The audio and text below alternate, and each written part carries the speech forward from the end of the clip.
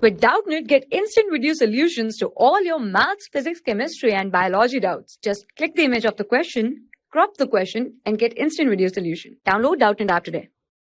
Hello everyone. The time period of a simple pendulum of length √5 meters suspended in a car with moving with uniform acceleration 5 meter per second square in a horizontal road. So we know that in a accelerated frame, the time period of simple pendulum is 2 pi under root L by G effective. And if I talk about the G effective vector, it is G vector minus acceleration of the frame vector.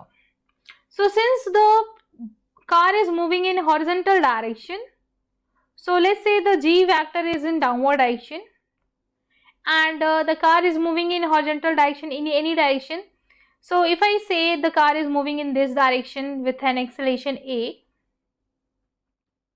so it will be minus A in this direction, and this is G vector. Magnitude is 10 meter per second square and the magnitude of A is 5 meter per second square. You can get the G effective by using the Pythagoras since both are perpendicular.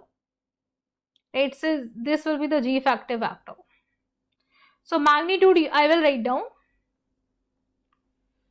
It is 10 square plus 5 square under root 125. 5 √5, it is the G effective.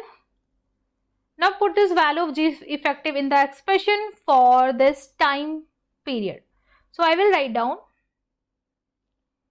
T is equals to 2 pi under root L is √5.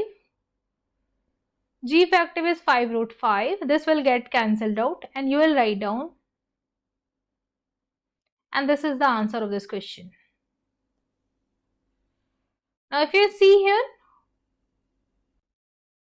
A is the correct answer. Thank you. For class 6 to 12, ITG and NEET level. Trusted by more than 5 crore students. Download Doubtnut app today.